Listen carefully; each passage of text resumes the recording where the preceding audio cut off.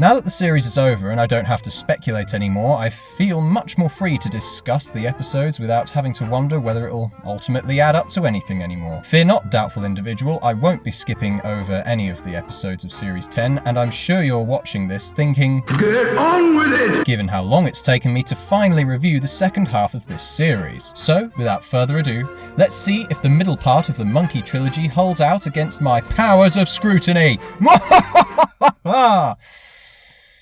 Oh dear. The opening of the episode was quite effective. It was cool how they intertwined the present events, that of Bill getting to know Penny, gently reminding us of the bizarre events from the previous episode, but also keeping us up to date with the relationship gossip. It effectively transitioned the two plot lines by bringing us into the kitchen, essentially recreating the scene from Bill's dream and having those soldiers come bursting in instead of the Pope. It's quite a neat little trick they pull here and amused me greatly, given how great the moment with the Pope was last episode, and this once again proves that Bill really can't go 5 minutes without the Doctor's anarchy marching its way into her life. Bill then gets shunted into a VIP car to the pyramid. It's quite an interesting setup, but I'm kind of confused why the pair needed to be held at gunpoint. Having said that, it does seem plausible to assume that she's far too sassy to be sent away from her date by any other means. The Doctor then gets a summoning from that silly Turkmenistan country thing they used in the Zygon episodes last series.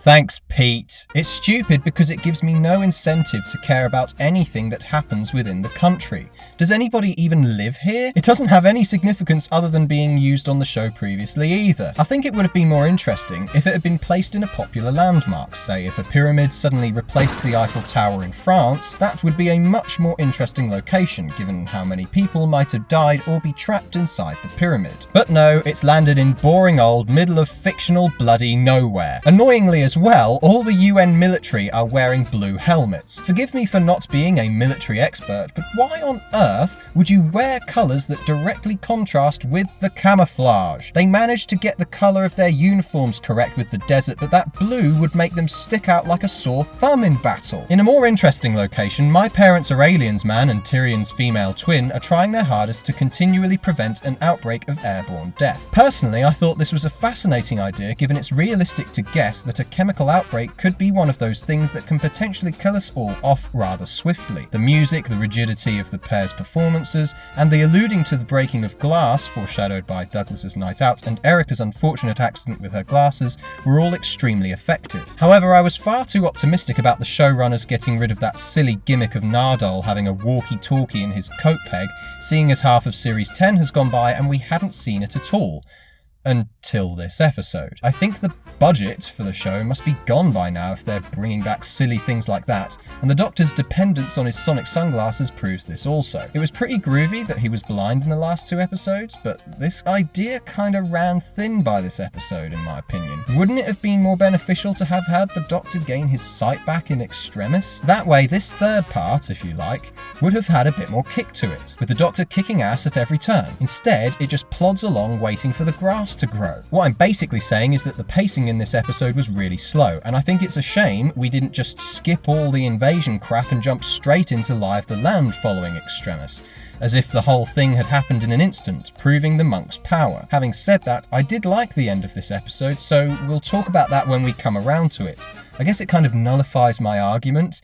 I just want the bad guys to be memorable. Is that too much to ask? When the Doctor speaks to a monk IRL this time, the mouth of the monks once again turns me off to the nth degree. I can't believe they actually talk like this. I know it's a minor complaint, but they seriously don't seem to do a lot else physically that makes them interesting in any way.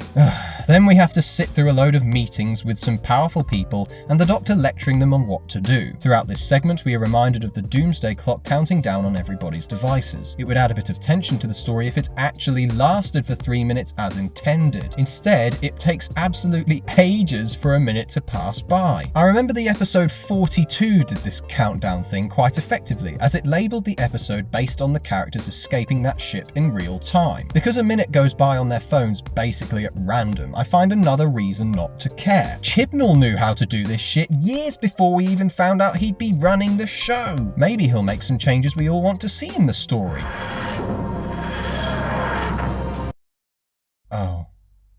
Forget that then. Following this, the Doctor and Bill have an awkward moment about being scared in the situation they're in following the decision to send a few missiles to the pyramid. I'm quite surprised that Bill hadn't figured out that the Doctor was still blind at this point. He's been wearing those sunglasses you've only seen him wear when he's blind throughout the entirety of this episode so far, and you think the problem is as minimal as something being up? The music at this point is just straight up bizarre as well, because it's not exactly bringing much emotion to the scene. I guess you could say it fits the overall tone of impending destruction, but because the interaction is so short, stupid, and out of place, it makes me wonder why we needed it in the first place. The moment with the monks magically appearing in the plane seems like one of those ideas that was probably amazing on paper, but when the executives had their annual board meeting for the budget of the show, they kinda said, "Sorry, but this sounds bloody ridiculous. Are you boys sure this is the way it has to be?" Preceded by Moffat and Harness jumping up and down in their chairs like small children excited in the knowledge that they get to play with the parachute in the school playground this afternoon. I guess their original idea was something like this. In a Superman-esque style, the monks will fly up to the plane as it's approaching,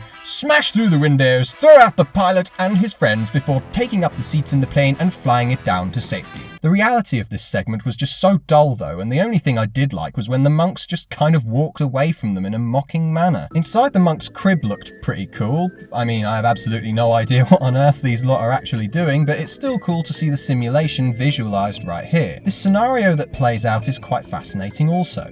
I like that the episode holds up bets on the people of the world surrendering their freedoms in exchange for their complete submission to the, in inverted commas, protection the monks will provide. They seem kind of thuggish in this regard, but also smart enough to have calculated how everyone on Earth could die at any moment. This makes them quite the enemy to contend with in terms of plot, just a shame they can't move their mouths much. Either way, it's interesting to see the UN bloke consent the world away out of fear, the one thing that the monks desire the least. It really outlines just how vulnerable the individuals who hold power are without the assistance of other powerful people, whilst mixing the bureaucratic notion of consent with a genuine emotional longing for it. The Doctor's commentary following this was hilarious and was a nice bit of comedic relief following the death of that guy from the UN. It's nice to see him relishing in how stupid this whole affair is, and that his patience with them has grown thin. Back in the lab, it's quite cool that the plants all died off in a similar way to the death we saw prior to this. However, when we see the Doctor figuring out what exactly is going to kill us all off, we once again see the ludicrous god complex of his character drawn out here just for the sake of connecting the two storylines together. Magically, the Doctor puts his fingers on a few screens, and now all the top secret intelligence documents are available for everybody in the world to see.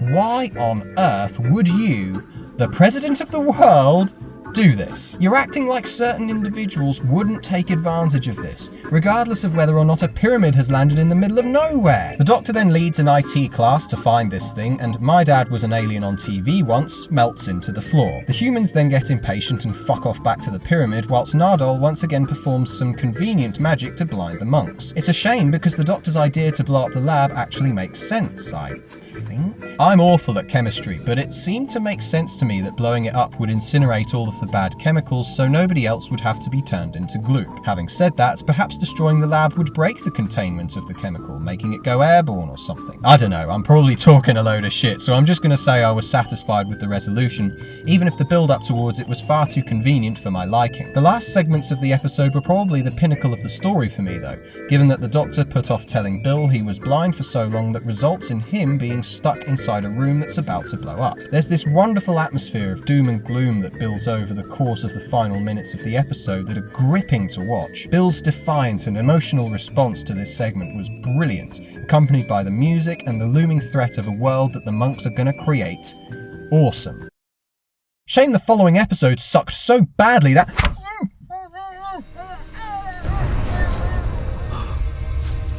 Do you have power? I have power. Does power consent? If your consent is impure, it will kill you. Right, stop that! Silly! And a bit suspect, I think. So I tried to do some digging on this episode, but honestly couldn't find anything particularly interesting. I'll pin any interesting comments I find in the comment section below, especially anything relating to the real-life doomsday clock and or anything chemistry related to do with the enzymes in the sciencey segment. Otherwise, I thought it was cool bringing back Jamie to play the monks, who previously played members of the Silence and also the mummy in the episode titled Mummy on the Orient Express. Also, when the Doctor says to Erica, "By George, she's got it!" This is a reference to the musical titled My Fair Lady. So, did it suck?